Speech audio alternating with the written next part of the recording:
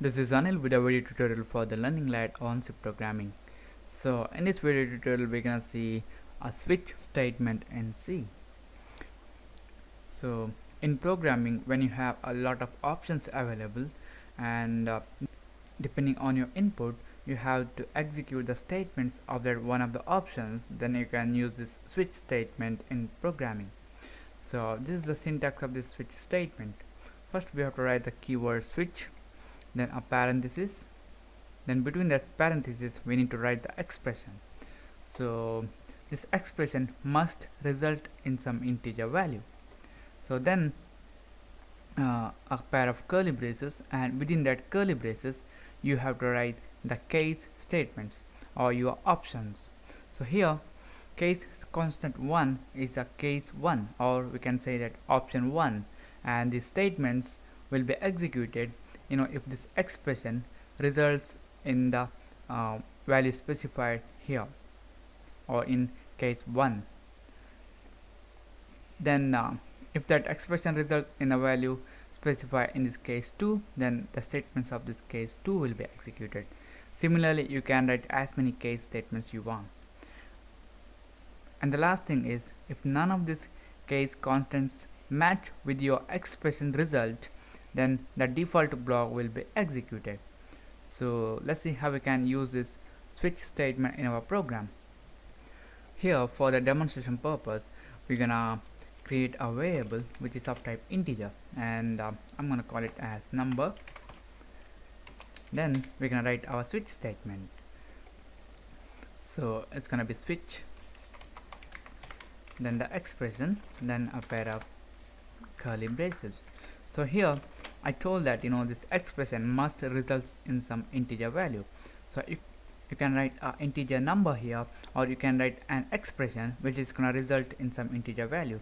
You can write number mod 2, or number divided by 2, number plus something, number minus something, anything that must be an expression and it must result in some integer value. So here I'm simply gonna write the number. So now whatever the value will be specified in this variable number, this switch is gonna search for the case with the value specified in this number. So first we're gonna create a case, then let's say 1. If our number variable contains the value 1, then the switch is gonna search for the case with the constant or the value 1. So if our number is 1, then we are writing the case for that. So here we need to write the statement. So for the demonstration purpose we can write a printf statement, and we're gonna say 1. Next we're gonna write case 2 and case 3. So I'm gonna copy this and paste it here and here.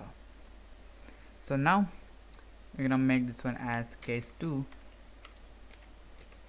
and we're gonna say 2, and here we're gonna make this one as case 3, and we're gonna say 3.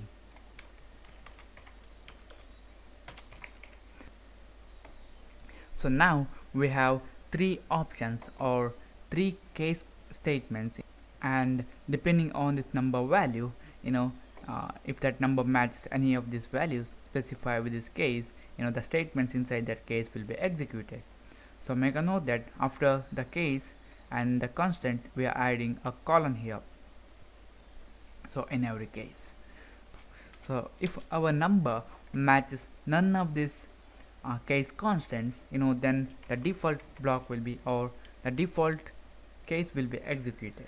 It's going to be default, then a colon, then we write the statement. So I'm going to copy this and paste. So I'm going to say default. So save it. Now I'm going to assign this number with a value of, let's say, 3. Save it, compile it and run it. So it says 3, then it says default. So I'm gonna close it. Let's make it a value of around 1. Save it, compile it and run it. It says 1 2 3 default.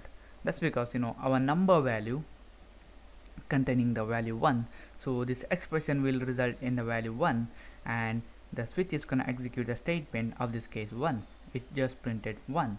Then there is no way that the control will come out of this switch statement here. That's why it just continue to execute this switch. So it executed 2, then it executed 3, then it executed default, and then it came out. So what we want to do now is we want to come out of this switch once any one of these case statement will be executed. For example, when our number is 1, we want only this printf statement within this case 1 to be executed. For that purpose, we can use a break statement here.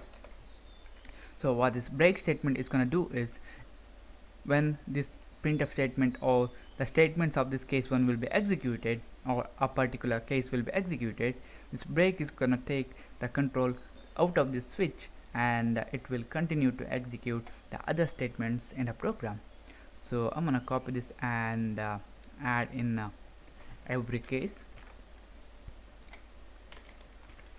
And another thing is, this break statement is not necessary for this default case. That's because if you're writing this default case at the end, then eventually the control will come out of this switch statement here. So I'm not gonna add this break here. Now save it, compile it, and run it. It says 1, then the break is there, that's why it's gonna come out of this switch. So another thing is, if this expression matches none of the case we specified, let's say we have a value of 5 and we haven't specified the case for the value 5, that's why the default block will be executed. Compile and run, it says default. So now the last thing I want to teach you in this tutorial is, this case constant need not to be in ascending order or descending order. You can write it as you want. So I'm gonna cut this one from here, and I'm gonna specify it here. So first we have case 3, then case 1, case 2, so no problem. I'm gonna make this one to 2, save it, compile and run. It produces the same result. So this is it. This is about the switch in C. So thank you for watching, and don't forget to subscribe. I see you in the next tutorial.